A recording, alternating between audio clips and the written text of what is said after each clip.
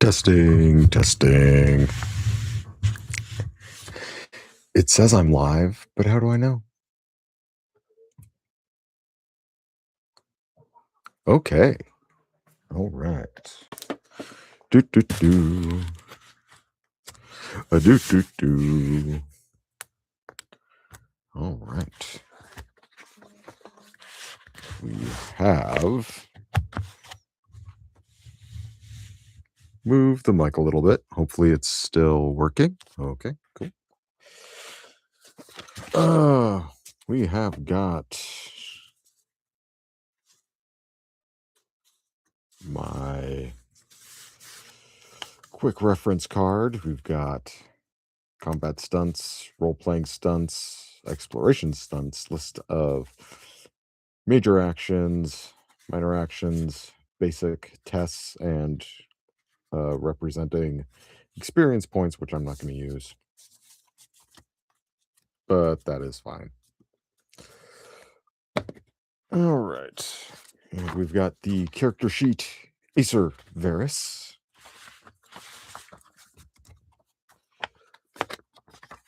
Which, actually, I have a few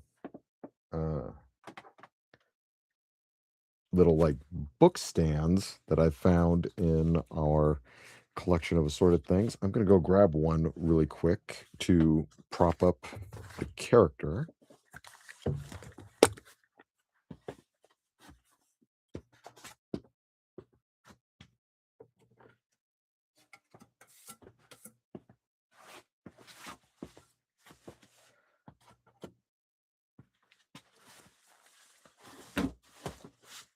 Okay. Haha.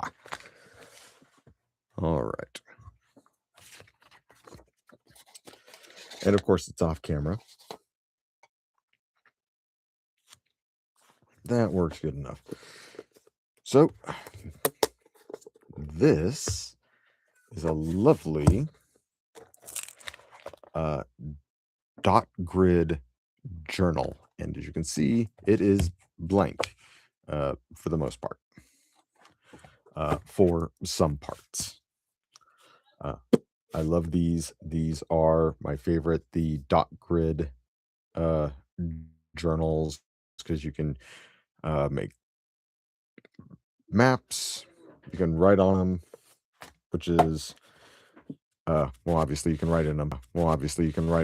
But it doesn't have the horizontal lines all over the place. All right, here we go. So this is Thetis, at least as explored and established circa, when did this come out?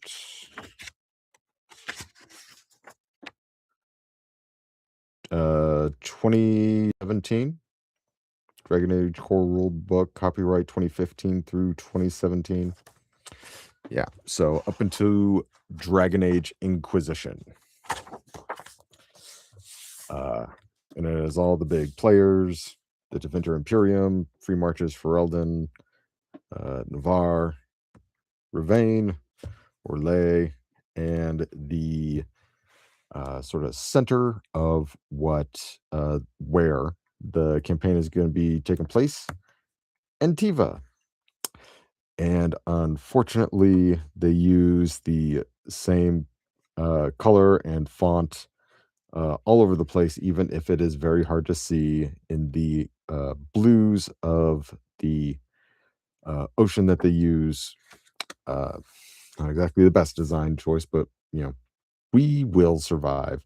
It's all going to take place in Antiva City. Those of you who have played the Dragon Age, the Veil Guard, bless you. The Antivan city that takes place in that game is Treviso, which is up here.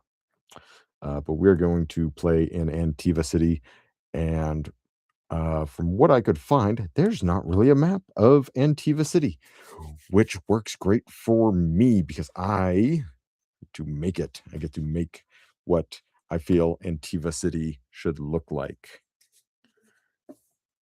And even if there was an official map, I probably still would have just made my own. All right.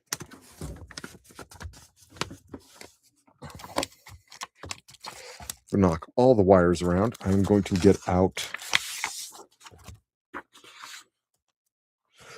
Put that away. Hex paper. Love me some hex paper. Okay.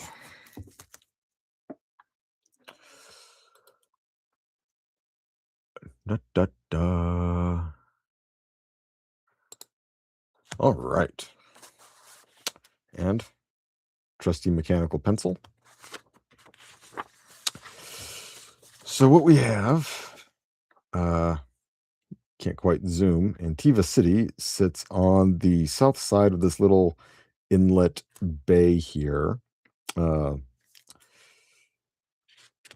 Little cove of the Rialto Bay. I believe that's how it's pronounced. Rialto, Rialto. So, and it's a port city. Antiva is predominantly a big trading nation.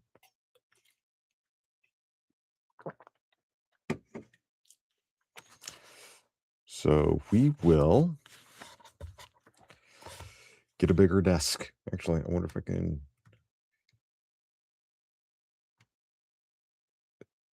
Okay, there we go. That's a little bit more of a sensible angle. And oh, hey, SV. Dope. Thanks for coming, watching me live. All right. Actually, that isn't the worst angle to set up the rule book. Thanks for stopping by. Sorry I couldn't hang out too long on your live stream the other day. Summer and kiddos want fun before naps or before bedtime. All right. So where are we? Antiva City. So I'm just going to create a little northern border. I don't want to eat up too much of the hexes. Once upon a time, I had a pen, and now I don't know where it went. I'm guessing my son took it for his drawing. All right. Actually, do I have other pens? I've got loads of stuff back here.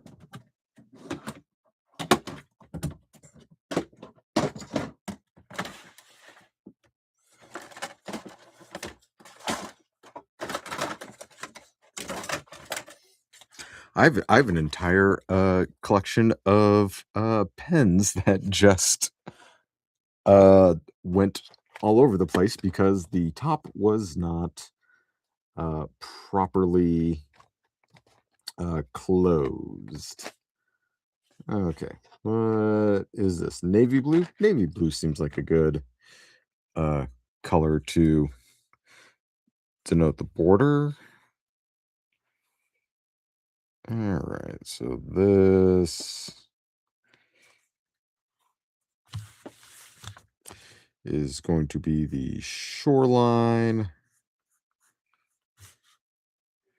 I have been making maps way before I was obsessively reading and writing because it was the easiest part of coming up with fiction that I could do. All I had to do was draw lines on a blank piece of paper and just have the themes and the stories and the characters just in my head, but people could just see a map.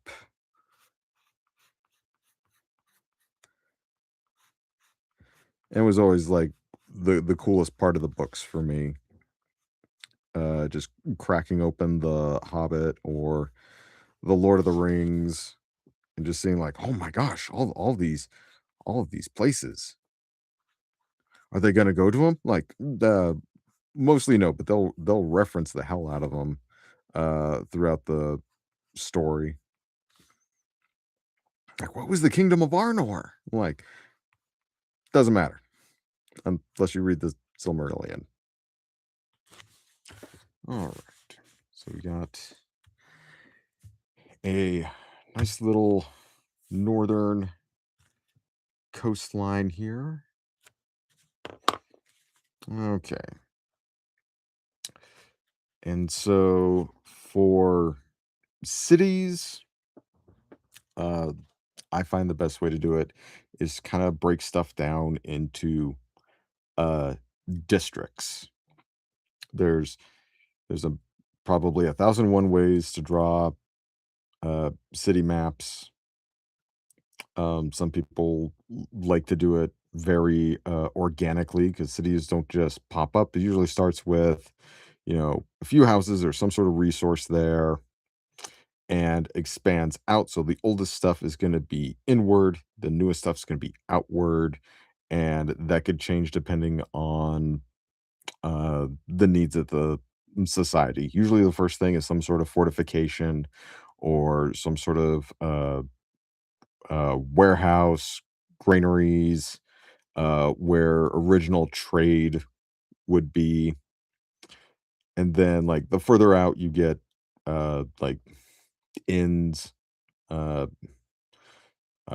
other trades that kind of come in. That's why, like, usually see stables and smithies further away from a town center. And then further out, you have more like the arts and cultural stuff, just because all the necessary resources are always founded like at the original center of a city. All right. So probably say docks of some kind. So I'm going to take these.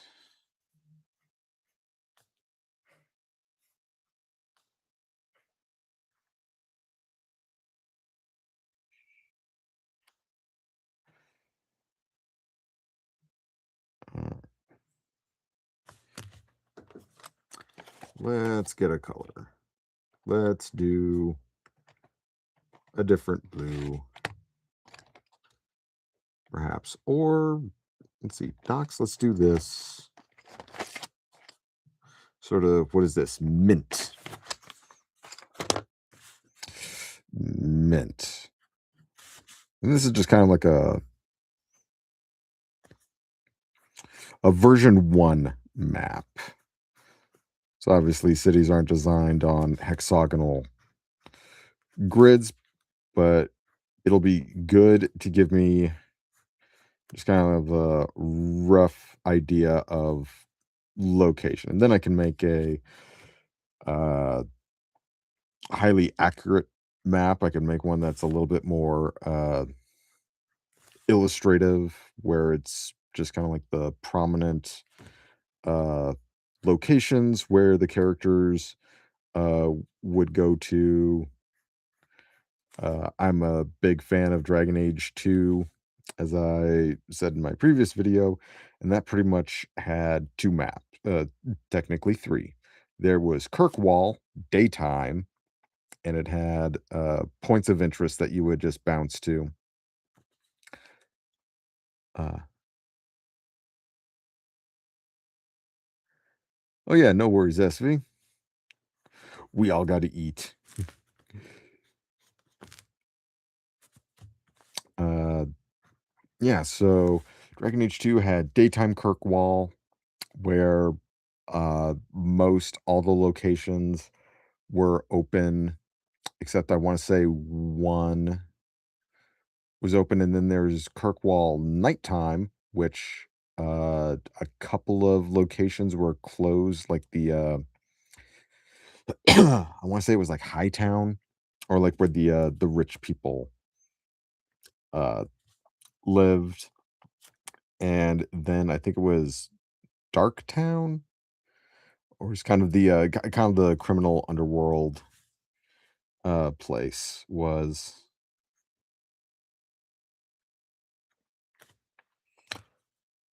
Actually, I'm gonna put over here old docks.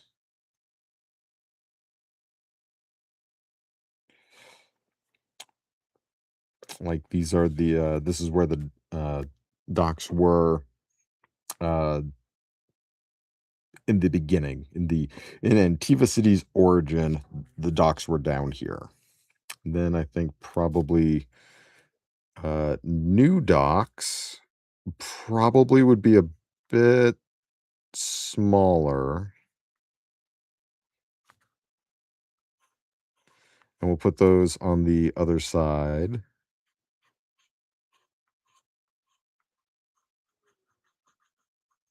Oh, the third map in Dragon Age 2 was a very uh, narrow selection of places to visit outside of Kirkwall. There was the mountain. I forget its name, but that's where the Dalish refugees were and set up their little Dalish camp. There was the coasts, which was probably like one of the biggest maps in that game. And there was a like a mining pit.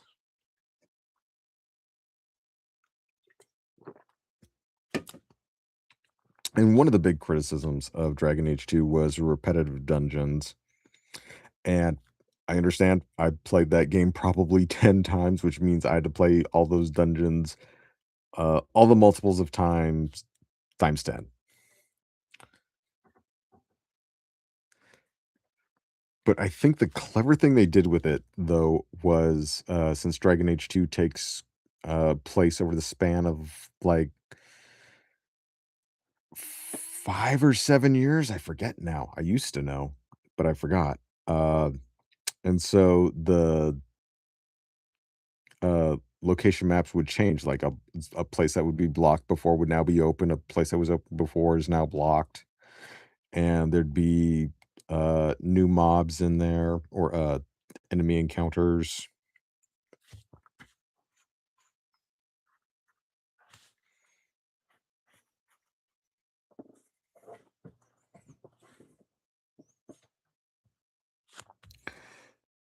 Okay, so probably kind of want to give a big. Probably that bloom right there is gonna be sort of the, uh, upper do I want brown? The upper class area. It's close to the old docks. What is this? A plum? Plum sa plum sounds good to me.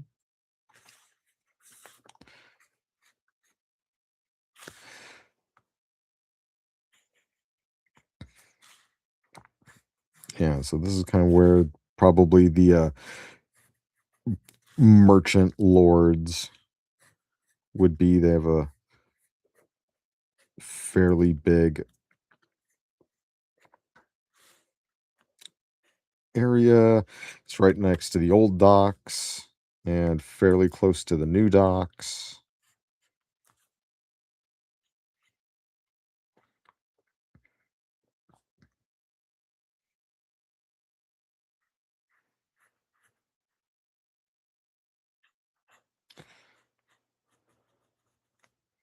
And they probably have their own, like, private docks there.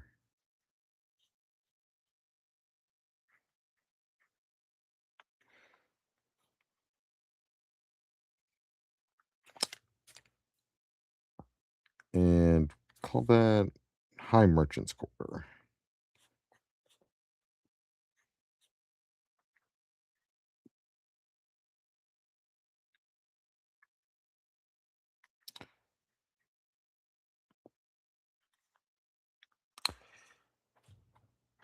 Okay. And between the High Merchants Quarter and the new docks, probably some sort of bazaar or marketplace.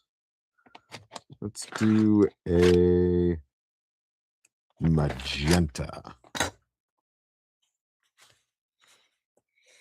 Do a little magenta.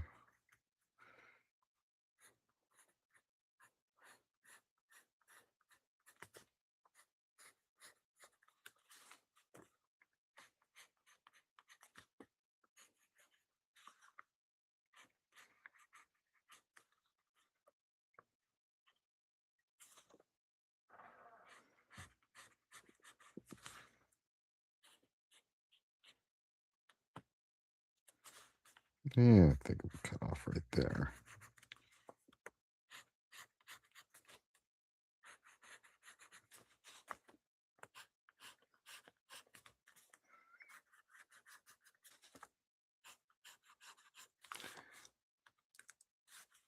Not entirely sure how well that shows up on camera. Hopefully, it's not too bad. Yeah, kind of. Yeah, I'll hold it up. Yeah. So, th- hmm, the new docs. Should it be called?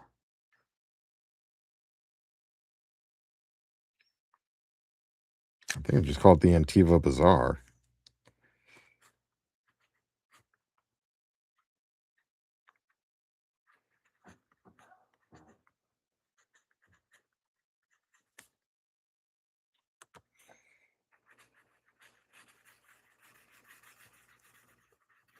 Let's give it a little bit of shading in.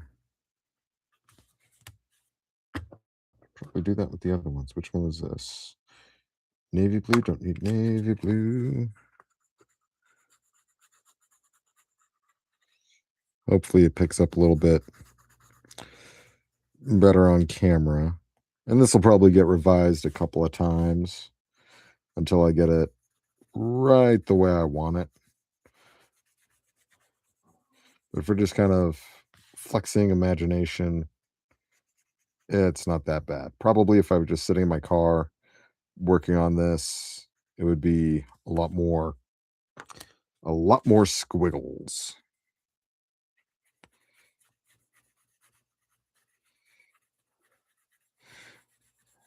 And I do like hex maps for uh, cities because it gives a little bit better navigational range.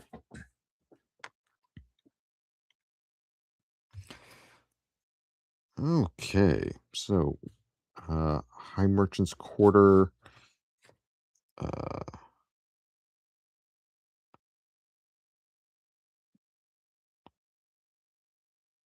gonna say that little bit is gonna be another, probably an older uh seat of power of some sort, like the old Sea Lords uh area.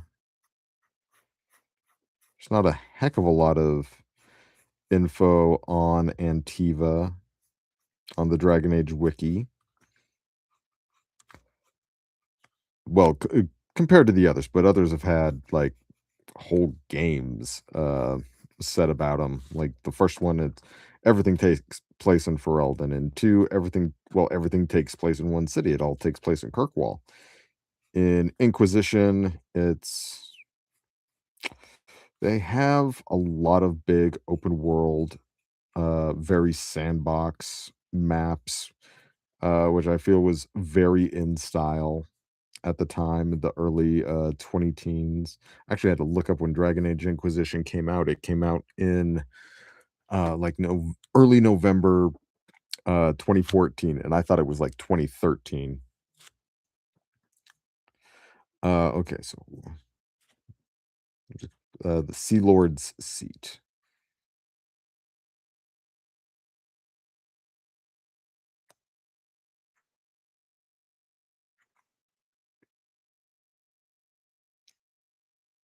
Well, old Sea Lord's seat.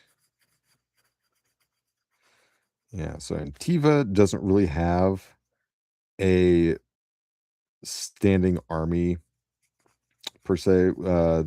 Their military force is a group of assassins called the Antivan Grows, and uh, which first time I heard it in Dragon Age One, I thought that sounds silly, and then I matured, read more literature, and realized like that's not the silliest thing that I've ever heard in fiction or fantasy or the real world.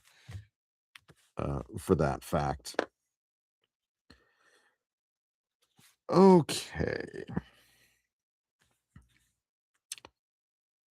So we've got docks. We have sort of the where the upper class lives. We have the good merchants area. We probably let's see here.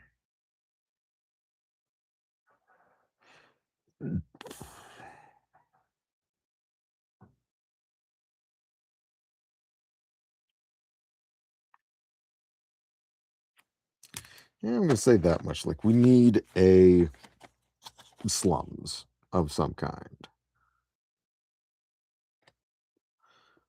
What? Let's see. No way that's yellow. Bronze yellow. That's pretty good.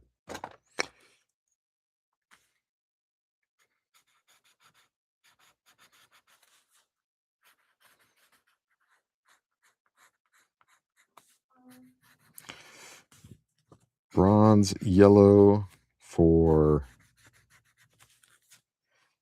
the slums, because if there's an upper class, there is a lower class.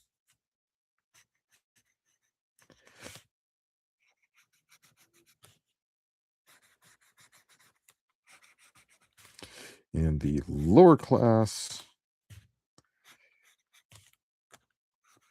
is typically leaps and bounds larger than the ruling class. Okay. Um, okay. What do I want to call the slums of Antiva City?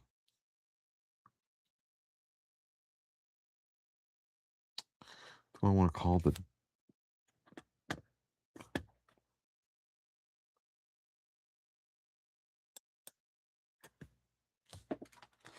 Let's get keyboard out.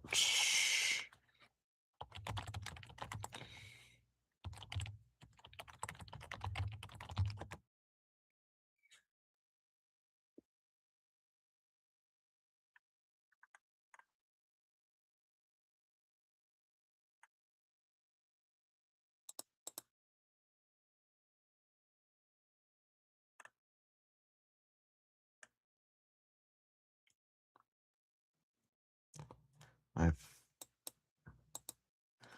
Let's see. I think we would probably just get away with calling it like the Seaway.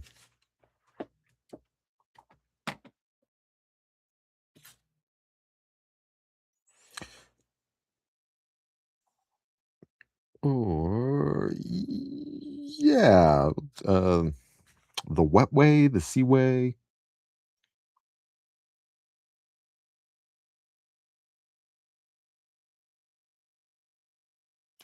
Fishway. Let's see. The Rialto Bay.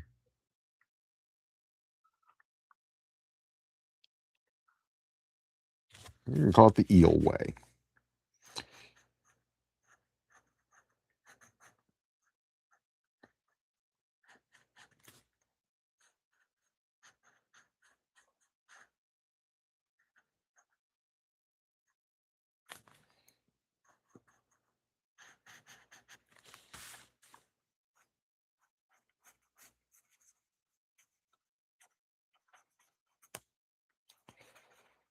And if anybody watching this, if I am ruining your Dragon Age for you, I apologize. But no one else is making stuff like this that I am seeing, and that makes me somewhat sad. Uh, because I am a very big BioWare fan. I'm not going to say I'm like a super fan or anything because goodness knows I've seen those people on the internet, and I am definitely not whatever that is. Uh, but in the uh, let's see, 13, 13-ish year, almost 14 years of waiting for actually I shouldn't say it's been 10 years since Mass Effect Andromeda.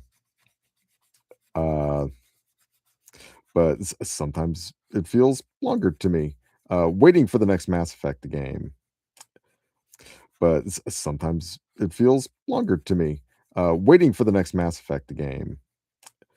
Uh, I feel it's important for the fandom to uh, stop theory crafting and just make things.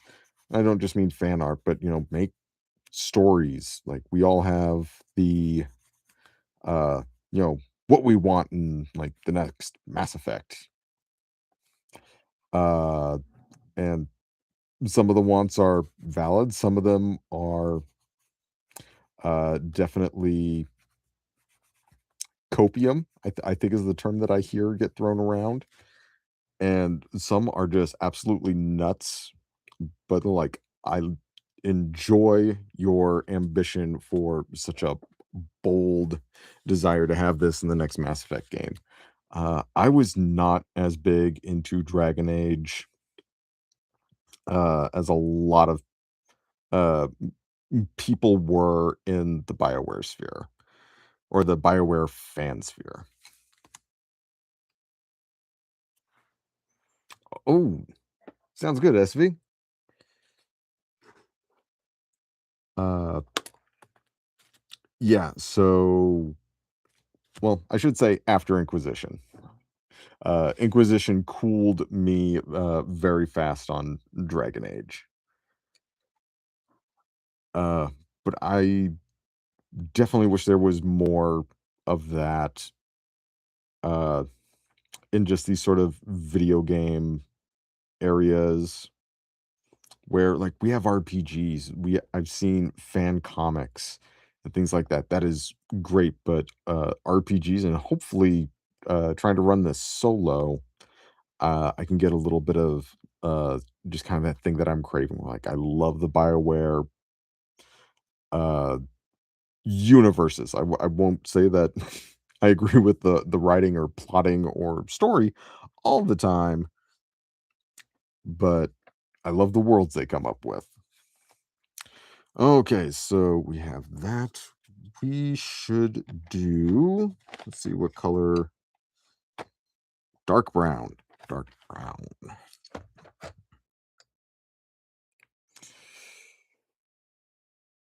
So we are going to come around.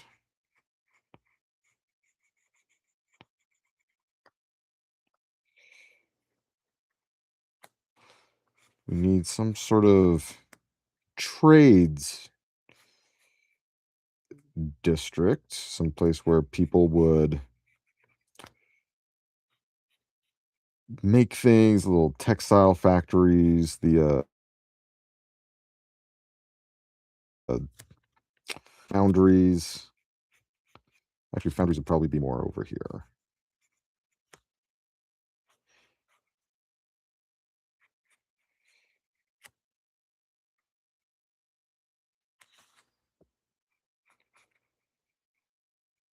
Yeah. I would love to see actual plays of Dragon Age. I remember years ago, it was that Will Wheaton show. I think on a Geek and Sundry they did like a three-parter of the Dragon Age system, and I thought the fans would love to play this and be uploading it, and I am wrong. I don't know if they just don't like the system, if it just doesn't capture the magic of Dragon Age, that you experience in the video game. Uh, but I'm just glad, Dragon Age didn't go like, "Hey, let's make it 5th edition," because I don't think it supports the Dragon Age fantasy using that system. Alright, so let's see. What should we call this, small district? Old Docks, Eel Way, Old Sea Lord Seat,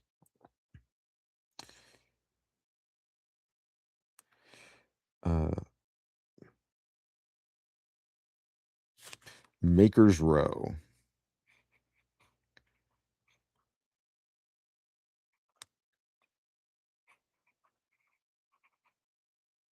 Actually, the Maker is the, insert god, monotheistic god, religious figure, uh, in Dragon Age, so maybe this is kinda like the temple area connected to the old Sea Lord's seat. It's next to the Eel Way. I guess it makes sense to have some sort of religious institution, really close because I imagine this is probably the oldest part.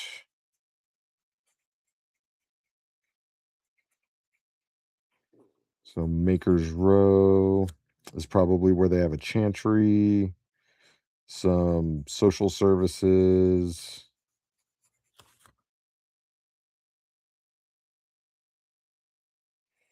Hmm. Oh, I'm gonna find a green because those of you watching who are unfamiliar with the Dragon Age setting, elves are considered second class citizens, and they are put in small communities in cities called an alienage. This is the first time in video games that I experienced that level of uh, xenophobia, racism, whatever you uh, care to call it. Uh, yeah, and in Dragon Age Origins, you can one of the origins you can pick is a city elf, and you start the game in an elven alienage, and it is not good. And uh, as much as I dislike uh, spoiler censorship, this is one that I am not going to spoil because it is so good. Uh, if you want it spoiled, you can message me or find like a clip or something on YouTube about it. Uh, Trigger warning though for uh all the bad stuff though.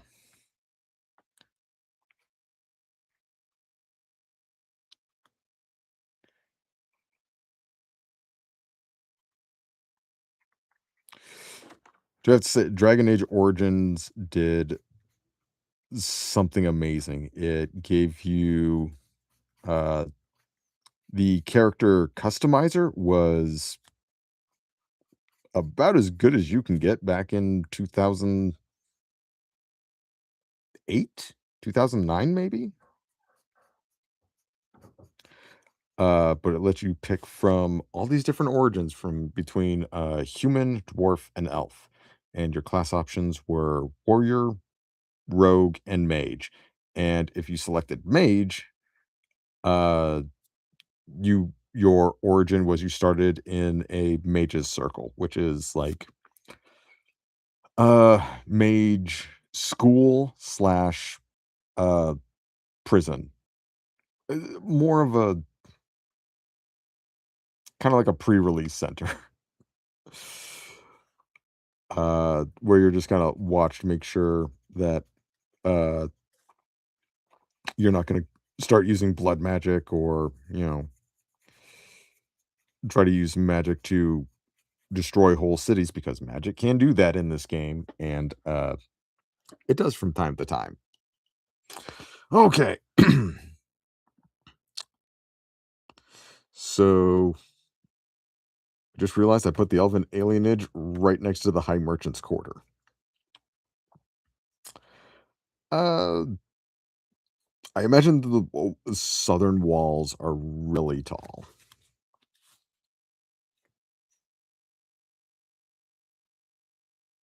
Okay, let's find kind of a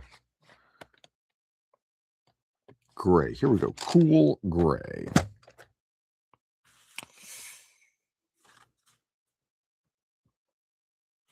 Think right here next to the alienage, we're gonna have the foundries. Actually, part it off a little bit over to here too, just where uh metalworks can be fashioned. Probably want it closer to the new docks, the bazaar, the elven alienage, because maybe they use the elves as what I guess would politely be called indentured labor. Yeah, they elves are not treated kindly, but there's essentially two kinds of elves. They're not subraces or anything like that. There are two different cultures. There's the city elves and the Dalish. Uh, you can kind of think wood elves, but they are as close to the original elves in terms of culture as there can be.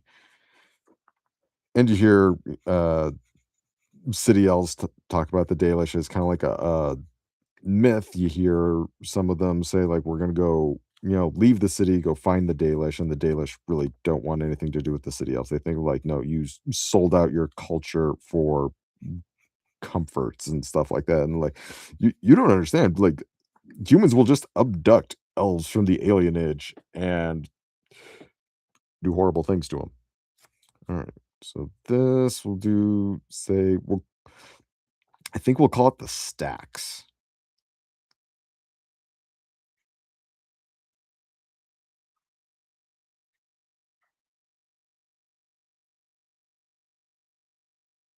Stacks sounds like a good name for like where the forges and all the metal work happens.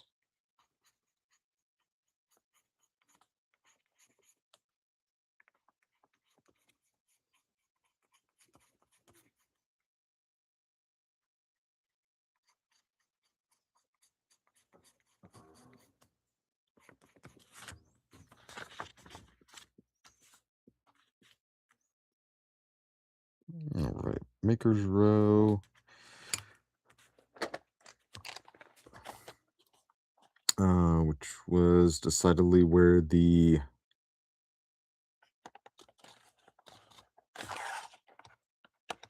sort of temple religious district is.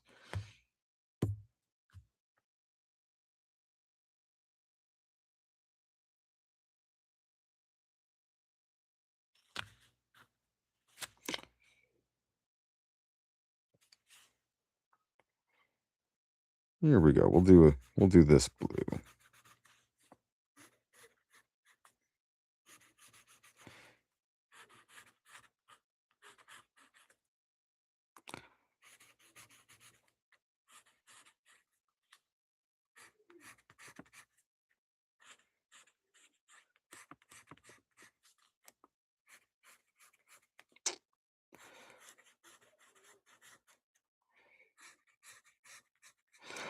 I definitely think I am more comfortable uh solo playing, role playing the uh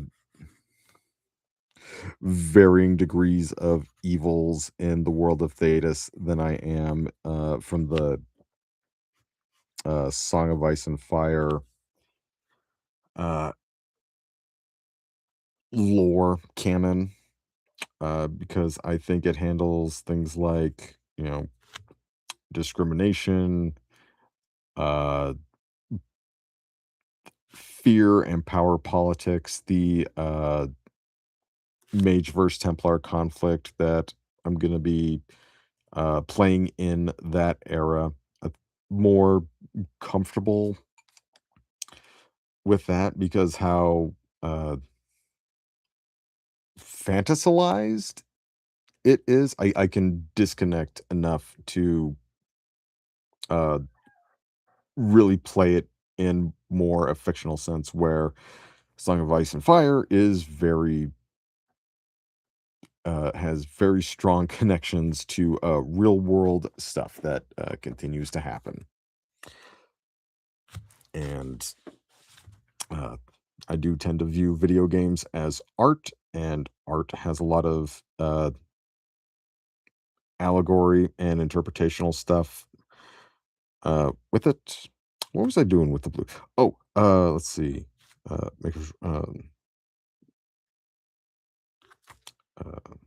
I'm gonna call this the shell way.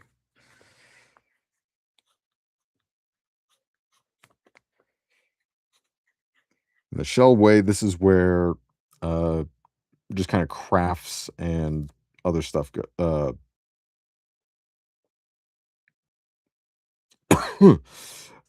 gets made. Your clothings, your carpentry, and it has a nice little curve to it.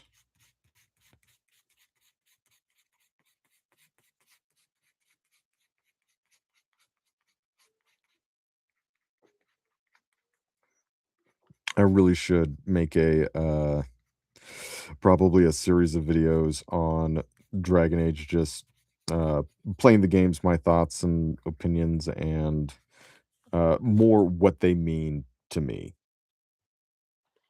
I should make a movie about or a movie? No, a few videos about that because uh, Dragon Age videos are getting recommended to me on YouTube, and some of them uh, I just like.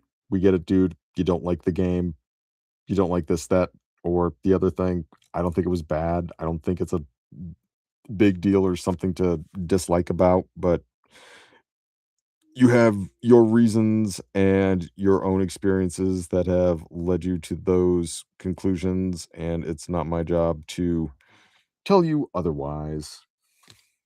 But perhaps I should give uh, my voice to, hey, these aren't bad games. Are they, amazing? Not not terribly. I mean, they're not gonna change the foundations of fantasy storytelling. They bring in great concepts. I think they bring in a lot of material that perhaps would be good for people to ponder and reflect on, and uh, perhaps see similarities in our own societies that could uh, we can then bring forth. Hey, Tact, how's it going? Thanks for coming catching the stream. I appreciate it. Where are we at? About 50 minutes in. Yeah, so here is the rough map so far. Uh let's see. There we go.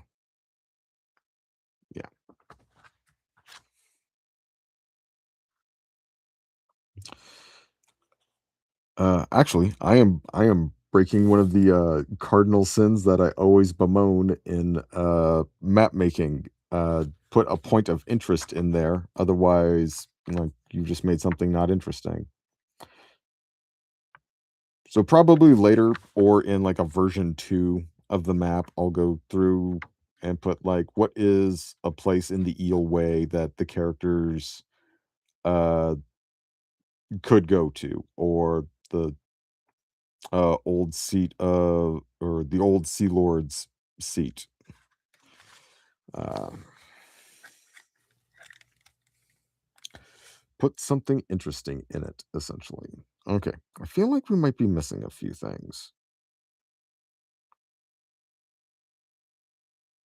Oh, the tangent that I had a while ago about Antiva not having a standing military, that is the reason why I'm not putting like some sort of military quarter in this. Normally, I try to follow, the rules of, uh, mercantile, religion, military, uh, what are the other ones?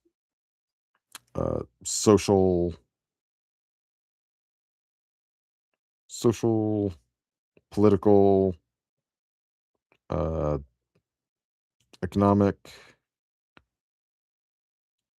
religious, military. That's what it is.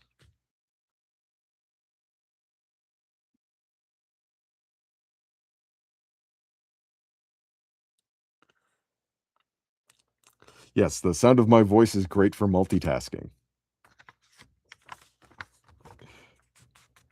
I appreciate y'all swinging by. Okay, we should do one more.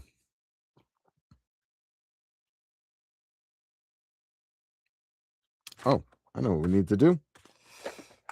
We, Antiva, like I said, they don't have military power. They do have the best assassins in the world, the Antivan Crows.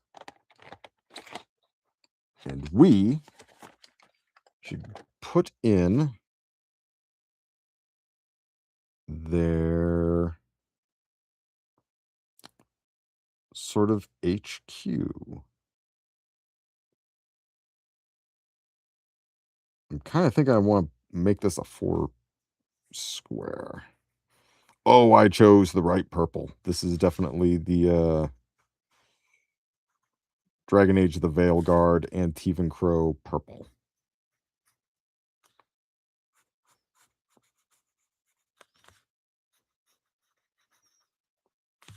That when I first saw that game and saw all the trailers and promotional stuff, I thought like that purple is gonna get on my nerves. And nope, that was not the thing that got on my nerves about Dragon Age of the Veil Guard. It probably also wasn't the thing you were thinking of. Those that know all the completely unnecessary belligerent discord about it.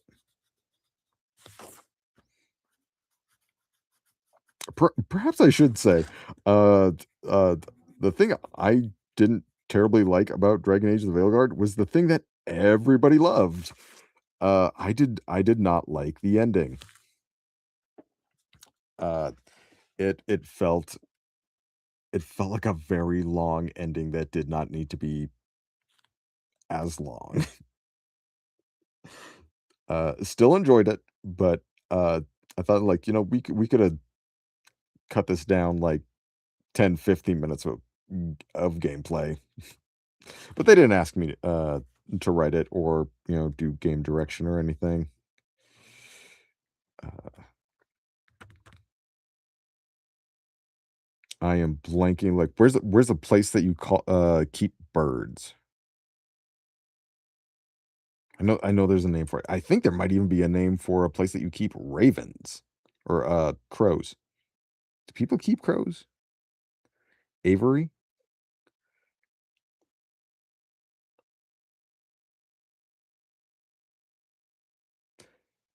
Hmm.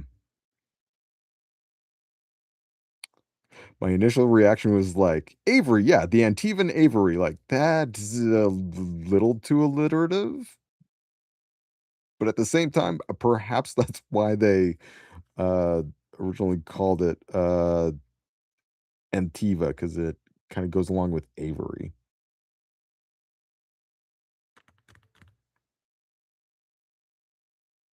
Ah, I will call it the Avery, and probably the point of interest. I'll just call the Crow Keep Avery. Very yeah. Thank you, Tact.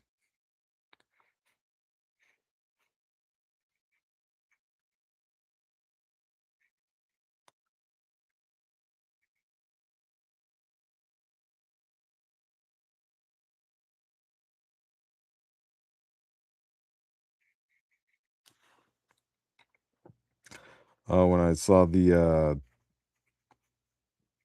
first trailer for the uh, Dragon Age: The Veilguard, uh, they first of all, people didn't like the trailer. This is like it's too much like the characters look too much like Overwatch. They're too uh stylized, and I'm sitting there going like, you do remember like Dragon Age, like the hands they had to make comically huge to show off the weapons. Like a person's hand was like bigger than their face. So let's not get, too hung up on like what the characters look like, please. But the real knife and uh twist of the knife was they used a cover of David Bowie's "We Could Be Heroes," which is one of my favorite songs. Somewhere in top 20, and one of my friends reminded me something like of uh, kind of an unspoken curse that we sort of picked up on throughout our years of consuming media. If they use a cover of "We Could Be Heroes" by David Bowie, it's it's gonna do badly. Like movie trailers that use it, video games that use it, like, but it's such a good song and it fits the uh game so well. Okay, where are we at? Well, we've been streaming for about an hour.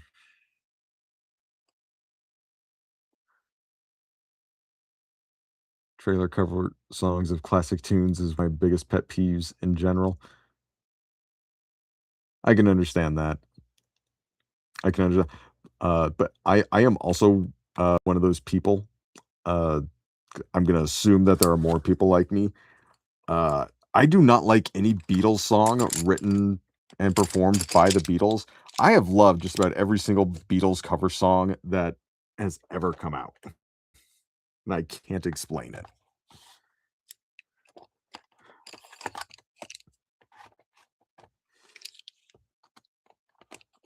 Feels played out to you? Yeah, yeah, I can see that. I think that was one of the comments I saw on YouTube videos. They're like, "Oh my gosh, this song!" Like it. Yeah, I understand. But then I kind of look at like, well, what music is being produced and put out now that really engages uh, did for me, and it's not a heck of a lot. But then again, I can always, watch an AMV of somebody putting a Man of War song over gameplay footage. That also will do the trick. All right. As I try to do with every stream, clean up after myself. Put your tools away when you're finished with them. Always try to leave a nice workspace when you leave. That is it. Yeah, it was just sort of a stream, little prep is play. We've got a work in progress map of some areas. I feel like there just needs to be two more locations. I'm not sure what they are yet, but they should definitely be something unique to this city, something that uh would not be in any other city in Thedas. Uh, and I just kind of got to sit with myself and figure out what that might be. All right. So thank you everybody who tuned in. SV Tact, thanks for coming. And video on demand people might be one or two more of these prep is play live streams for Dragon Age. Uh just kind of like get myself into the right zone to play it long term. Legend of the Five Rings is just kind of on pause because I'm digging into some of the books that have been written. And it's kind of got me in the mindset like I want to know more about this setting before I start stepping in because it is good. All right, folks. We'll catch you later and stream.